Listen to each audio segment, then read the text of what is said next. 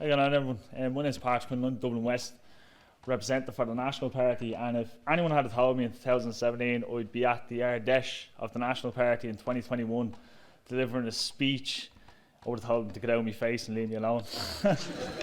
No, but in all seriousness though, I would have never thought I would have ever been involved in politics in any way, shape or form. I was very much just happy with carrying on with life, the points on the weekend, football on the weekend. As long as I was alright, my family were alright, everything was fine. And I do believe that's an illness that's plaguing the Irish people at the minute, and it's our job as nationalists, as Jan would have said there, it's our job to ignite the youth of Ireland and drive them forward with a passion. And the only way we can do that starts from this room here today, and it starts with each and every single one of you getting involved in your local commons and helping out with whatever way as possibly can. And not to bore you too much with a triviality speech, I'd like to just talk to us about something that's very obvious in Ireland today.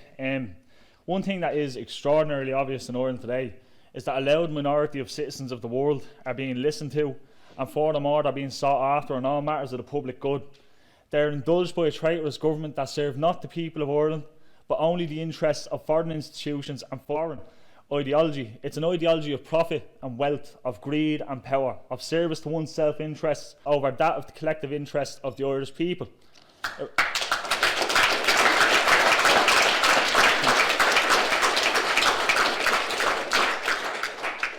Upon no political issue does this observation shine brighter than that of the issue of housing, or refer to, of course, Ireland's supposed housing crisis, in which, again, a small minority of citizens of the world are enlisted into NGOs to help push the narrative of homes for all. What they are demanding in practice is that a home be made readily available to anyone who arrives into Ireland. They've been instrumental in the new system to replace direct provision, which will see asylum seekers provided with their own home paid for by the Irish taxpayer within 4 months of their arrival into Ireland.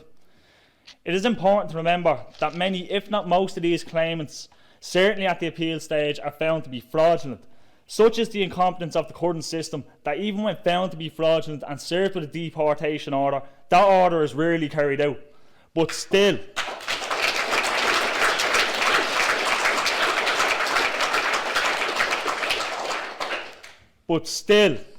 the loud and ever maddening minority are demanding that this doesn't go far enough. In short, what they want is a system where someone can arrive here from anywhere in the world and simply ask for citizenship and be given it, qualifying then to receive any of the benefits of the Irish welfare state. They have claimed that the new changes to the system of direct provision have wide public support. We here in the National Party suspected otherwise, and thus we launched a 3 to nearly 4 month long campaign of going door to door in the constituency of Dublin West to ask the constituents how they felt about the new legislation being put forward. Armed with a folder, a pen, some knowledge of the proposed changes to direct provision and love of country, members of the National Party set out to challenge the idea that the Irish people would willfully surrender their homeland to a maddening minority who claim to have their full support. We brought the issue to 10,000 doors. We engaged with 3,692 constituents from a broad range of the electoral areas of Dublin West. Over half of the respondents signed the petition calling for the white paper on direct provision to be scrapped, and that a vote of confidence in the minister who put forward these proposed changes be called for, because only an incompetent madman would dare put forward legislation that will pave a pathway to housing for people on the other side of the planet, while our own people are facing again the very real possibility for yet another year in a row under an incompetent government of dying on Ireland's streets.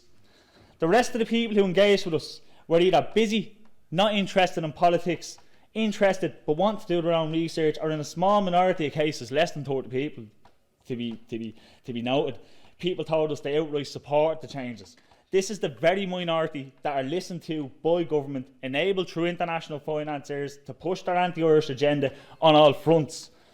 While it may only be a slight glimpse into the Irish people's thoughts on this issue as a whole, it is clear from this campaign that when consulted directly they are opposed to it. They are opposed to becoming a minority in their own homeland at the behest of successive governments who have worked hand in hand with foreign institutions and foreign capital to push diversity upon the Irish people. The only outlet the Irish people of Dublin West have had since 2007 to voice their concerns in relation to mass immigration was a small comment section on our petition where no more than 3 to 4 words would fit They chose to write, "How's the Irish?" And that is why, as the National Party, as the vanguard of nationalism on this island, we will continue to march forward defiantly in the face of what can only be described as absolute evil, and we will not stop until our people, the Irish people, are put first at every opportunity. And to hell to whatever anti-Irish mouthpiece that says we can't. Yes, right.